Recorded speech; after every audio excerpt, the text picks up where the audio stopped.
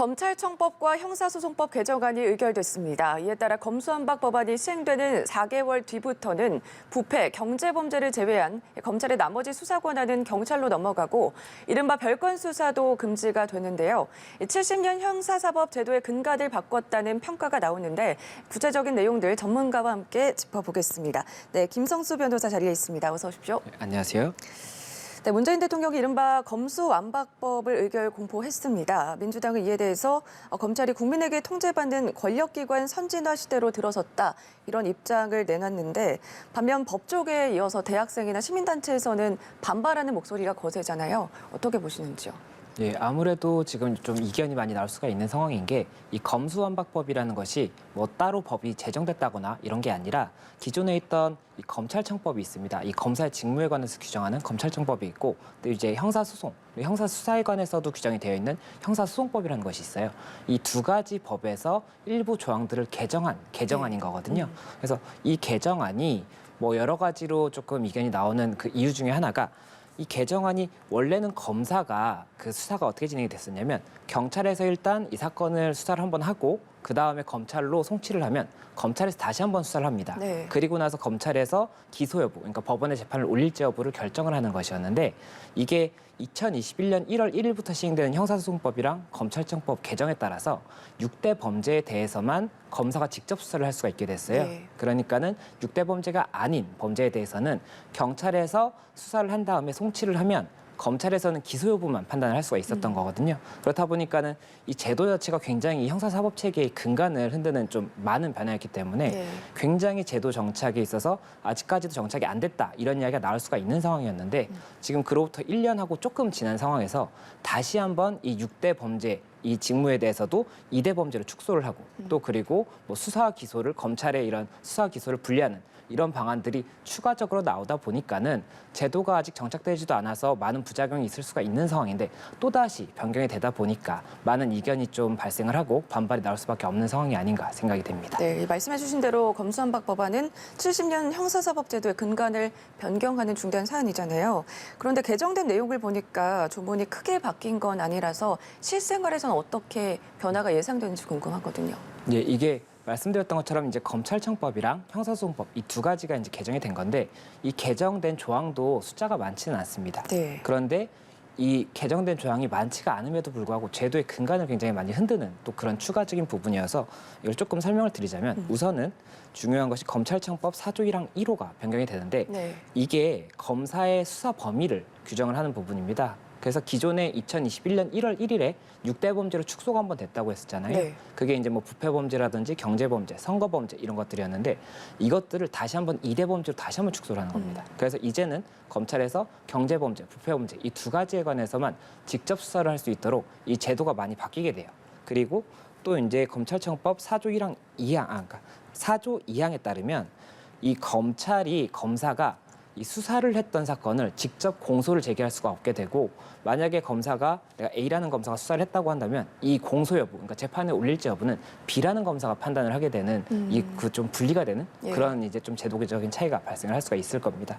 그리고 이제 형사소송법 개정 부분을 보면 형사소송법 196조 2항 그리고 198조 4항이 신설이 되는데 네. 이 내용들을 이제 종합해서 판단을 해보면 이 검사가 원래는 이 경찰이든 검찰이든 수사를 하다가 추가적인 여죄가 발견이 될 때가 있어요. 뭐 컴퓨터를 압수수색을 했는데 거기서 추가적인 범죄 사실이 밝혀진다든지 이러면 이에 대해서 다시 한번 수사를 해서 이걸 이제 별건으로 또다시 공소를 제기한다든지 이렇게 판단을 할 수가 있었던 것인데 네. 이 부분 관련해서 일단은 원칙적으로는 경찰에서 송치한 사건에 대해서만 그런 부분에 대해서만 이 동일성을 침해하지 않는 범위에서 수사를 할 수가 있도록 되기 때문에 별건 수사의 이 권한이 굉장히 많이 축소가 돼서 이와 관련해서도 조금 실생활에 변경이 될 수가 있는 상황이고 가장 이제 조금 얘기가 많이 나오는 부분이 형사소송법 245조의 7 이 부분인데 이게 형사소송법이 말씀드렸던 것처럼 2021년 1월 1일에 시행된 것이 네. 6대 범죄로 이 검사의 직접 수사권을 축소했지 않습니까?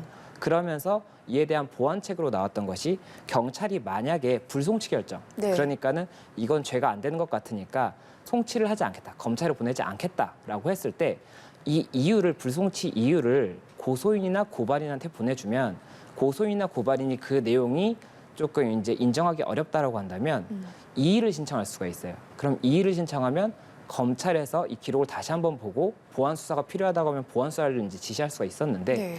이 부분 관련해서 고소인은 여전히 이제 이의 신청을 할 수가 있는데 고발인은 경찰이 불송치 결정을 했을 때 이의 신청을 할 수 없도록 이 제도가 조금 바뀌게 되는 겁니다. 네. 그렇다 보니까는 이 고발인이 이의 신청을 하지 못하게 되면 이 경찰이 만약에 수사에서 조금 미진한 부분이 있었다고 하더라도 보완이 될 수가 있는 기회가 많이 없어지게 되고 고발인은 다시 한번 고발을 뭐 다른 경찰서에 가서 한다든지 해야 되는데 경찰서에서 뭐 같은 경찰서가 아니라고 하더라도 다른 경찰서에서 불송치 결정까지 내린 사건에 대해서 다시 한번 적극적으로 보기엔 조금 어려울 수가 있거든요. 그래서 그런 부분들에 대해서 좀 큰 공백이 생기는 것이 아니냐 이런 이야기가 나오고 있기 때문에 이런 부분들에 대해서 실생활에 큰 변화가 있을 것이고 이런 제도의 변화가 조금 너무 급하게 이뤄진 것이 아니냐 이런 비난이 나올 수밖에 없는 상황입니다. 네, 그래서 그런지 일각에서도 그렇고 국민의힘 쪽에서도 계속해서 거부권 행사를 촉구해 왔잖아요. 근데 유일하게 찬성표를 던진 권은희 국민의힘 의원은 이 수사와 말씀해 주신 대로 수사와 기소를 이 분리를 하는 게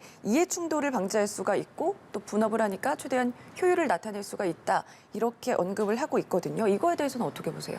예, 뭐 지금 여러 가지 연구가 이제 진행이 되고 있는데 수사 기소가 분리되는 뭐 나라도 있다 뭐 이런 이야기도 있기 때문에 네. 뭐 수사 기소가 분리되는 것이 오히려 더 선진화 방향이다 이런 이야기가 나올 수도 있고 또 이제 기존의 사법 체계에 조금 이런 장점도 있거든요. 저 같은 경우에도 이제 변호사 생활을 10년 조금 이상 했는데 이 형사 사건 같은 경우에 경찰에서 만약에 발견하지 못한 부분이 검찰에 가서 발견이 되는 경우도 있고 네. 경찰과 검찰이 이제 결론이 조금 달라져서 어쨌든 두 번의 판단을 받게 되는 거지 않습니까? 네. 그렇다면은 뭐 피해자든지 아니면 피의자든지 억울한 부분에 대해서 어쨌든 두 번 판단을 받고 나서 법원에 갈지 여부가 결정이 되니까 그런 장점이 있었는데 그런 부분들은 없어지는 게 많기는 하거든요. 이제 이대 범죄에 대해서만 그런 절차가 진행이 되고 나머지는 경찰에서 다 수사만 진행을 하고 검찰에서는 기소만 할 수가 있는 겁니다. 네. 그러니까 그렇다 보니까는 그런 부분들에 대해서 어느 방향이 더 좋다라고 지금 당장은 단정하기가 조금 어렵고 결국에는 어쨌든 지금 방향이 정해졌지 않습니까? 네. 그럼 이 방향으로 가보는 상황에서 어떠한 부작용이 발생하는지 이 발생하는 것에 대해서 보완책이 무엇인지 이런 부분들에 대한 심도 있는 조금 보완이 이뤄진다고 한다면 좋은 방향이라고 할 수가 있을 것이고 예. 그렇지 않아서 국민들에게 피해가 된다고 한다면 좋지 않은 방향이라고 할 것이기 때문에 이 부분에 대해서는 조금 더 이 보완 방향을 지켜봐야 될 것으로 예, 보입니다. 그래서 한동훈 법무장관 후보자를 포함한 검찰 측에서도 무리한 입법으로 범죄자들이 오히려 죄를 짓고도 처벌을 못 받을 수가 있고 이게 오로지 국민에게 피해가 올까 봐 우려하는 목소리가 높잖아요. 이 부분에 대해서는 어떻게 보세요? 맞습니다. 이게 지금 일단은 검사의 직무가 6대 범죄에 대해서 이제는 다시 한번 수사를 해볼 수가 있었는데 그것마저도 지금 4개 범죄가 빠지지 않습니까? 그러니까 정확히는 공포가 지금 어제 있었기 때문에 공포로부터 4개월이 지나면 시행이 되도록 되어 있거든요. 그러면 4개월 후부터는 일단 이 4대 범죄에 대해서는 이 중에서 이제 선거 범죄 같은 경우만 올해 12월 31일까지 조금 더 검찰에서 직접 수사를 할 수가 있고 그 이후에는 이제 선거 범죄도 빠지게 되니까 4대 범죄에 대해서도 검찰에서 다시 한번 수사를 할 수가 없는 겁니다. 그런데 이게 6대 범죄를 남겼던 이유가 사실 이 사건들 같은 경우에는 뭐 이제 중대 재해라든지 대형 참사 있지 않습니까? 그래서 예. 그런 경우에 이제 다시 한번 수사를 해서 조금 더 꼼꼼히 보자 이런 취지였는데 이 4대 범죄가 빠지면 이 4대 범죄는 다시 한번 수사를 못 받고 한 번의 수사만으로 기소 여부가 결정이 되는 그런 상황이 발생하다 보니까 정말 공백이 생길 수가 있고 정말 중한 사건임에도 불구하고 처벌을 안 받는 이런 피해자나 피고인이 발생할 수도 있는 거거든요. 예. 그렇다 보니까 이런 공백이 발생하는 문제가 생길 수밖에 없는 것이고 그래서 이와 관련해서 일단 민주당에서는 이 5월 3일 날 형사소송법 개정안을 통과를 하면서 바로 이제 사개특위, 그러니까 사법개혁특별위원회에 이제 구성 의안을 처리를 했는데 네. 이거와 관련해서 이제 그 중수청이라고 해서 중대범죄수사청을 따로 이제 신설을 해서 이 4대 범죄를 수사하게 하겠다는 겁니다. 근데 예. 그 기간까지 일단은 공백이 있기 때문에 문제가 될 수밖에 없는 것이고 그리고 이렇게 계속해서 좀 청을 분할을 하다 보면은 이 관할이나 이런 부분에서 오히려 책임을 조금 면피하는 그런 상황이 발생할 수도 있거든요. 그래서 그런 부분들에 대해서도 여러 가지 우려가 있기 때문에 그런 우려를 조금 이야기한 것이 아닌가 생각이 네, 듭니다.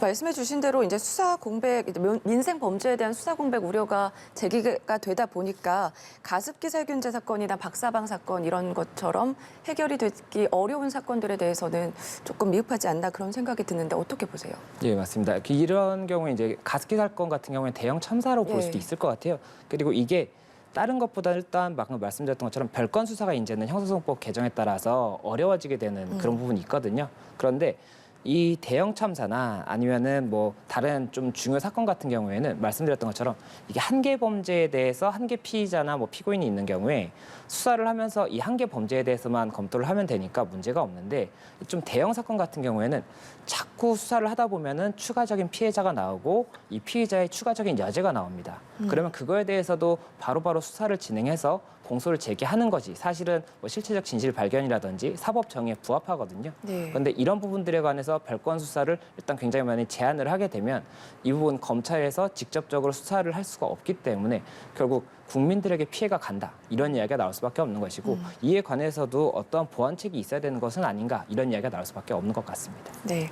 또 앞서도 말씀해 주셨는데 고발인의 이의제기권을 폐지하는 부분에 대해서는 계속 논란이 일고 있잖아요.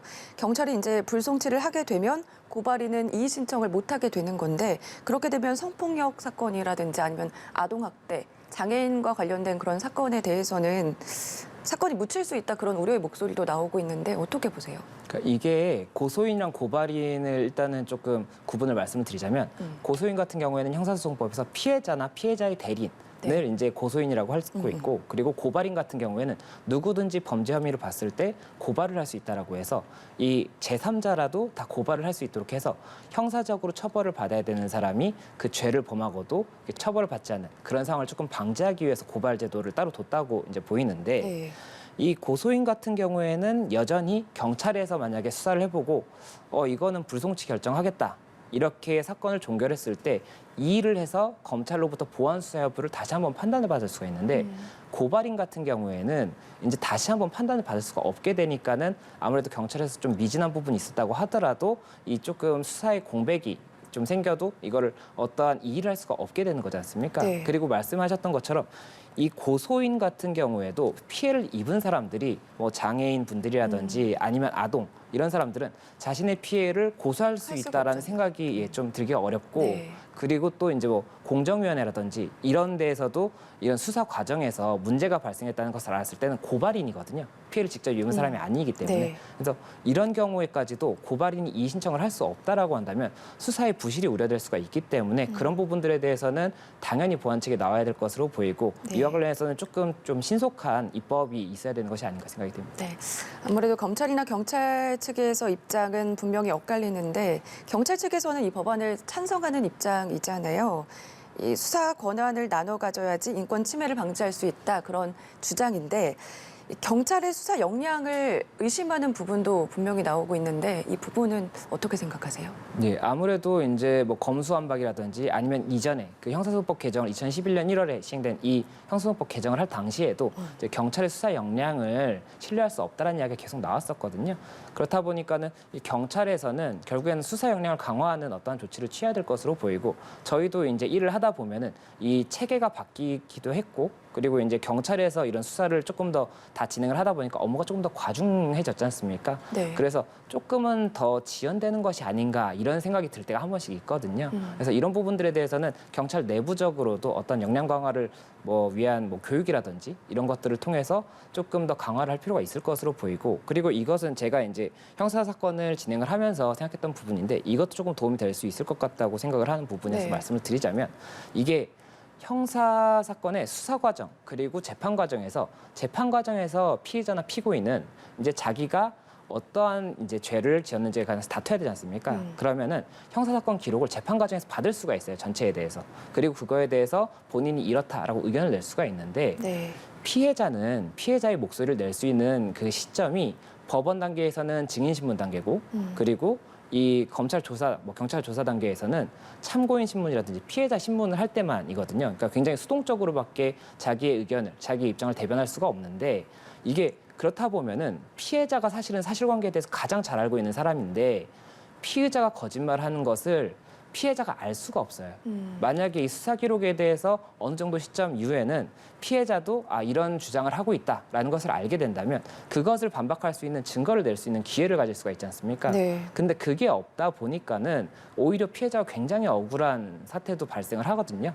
그래서 그런 부분들에 대해서 어느 정도 수사 관계, 그 수사 과정에서 뭐 경찰 단계든 검찰 단계든 이런 기록을 조금 더 오픈을 한다면, 그리고 이제 형사소송도 전자화를 한다고 하니까 기록 자체도 전자화가 됐거든요. 그러면 더 편하게 조금 제공이 가능할 겁니다. 그래서 그렇게 된다고 한다면 피해자들이 직접적으로 본인의 이런 수사 관련해서 의견을 낼 수가 있기 때문에 수사 역량 강화에도 굉장히 도움이 되지 않을까 생각이 됩니다. 네. 또 우려되는 부분이 경찰에서는 수사권을 남용할 수도 있다 이런 우려가 나오는데 이거에 대한 또 대안도 없고 지금 이게 입법이 마련되기까지 시간적 공백을 어떻게 활용할 수 있는지 그거에 대해서도 우려의 목소리가 나오고 있거든요. 그러니까 이게 수사권이 경찰에게 굉장히 많이 조금 배분이 되다 보니까 이게 21년 1월 1일 시행 당시에도 6대 범죄로만 줄게 되면서도 이미 나왔던 이야기입니다. 네. 그래서 이와 관련해서 결국엔 경찰이 불송치를 결정을 하고 만약에 이의가 있어서 검사가 이 부분에 대해서는 조금 보완 수사를 해주세요라고 하더라도 보완 수사가 또 미진하다면 결국에는 이게 수사를 검사가 다시 하는 거랑은 좀 결과가 다를 거거든요.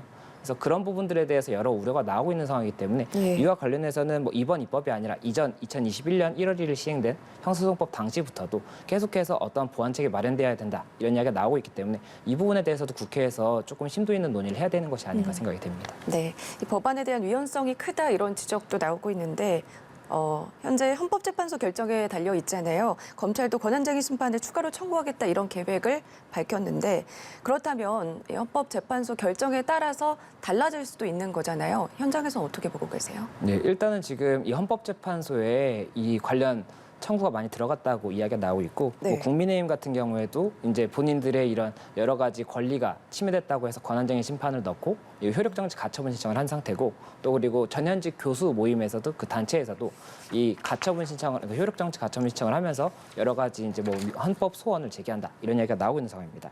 그리고 검찰에서도 말씀하셨던 것처럼 권한쟁의 심판을 검토 중이고 이 효력정지 가처분 신청을 검토 중이라는 이야기가 나오고 있기 때문에 네. 이와 관련해서 헌재가 어떻게 보는지에 따라서 이 법안이 유효하게 이제 시행이 될 수 있을지 아니면은 뭐 정지가 되고 나서 다시 한번 판단을 받을지 이 부분이 조금 눈여겨봐야 될 부분으로 보이고 또 이와 관련해서 결국에는 4대 범죄 부분에 대해서는 중수청이 지금 설치를 하려고 법안을 마련하고 있다고 얘기를 드렸지 않습니까? 네. 그래서 그 부분 관련해서도 그렇다면 만약이라도 정지가 된다고 한다면 이 중수청 이 설치 과정에 관해서도 조금은 영향을 끼칠 수가 있기 때문에 네. 이런 부분들도 조금 눈여겨볼 부분이 아닌가 생각이 됩니다. 네, 알겠습니다. 지금까지 검수완박 법안과 관련해서 김성수 변호사와 이야기 나눠봤습니다. 고맙습니다. 고맙습니다.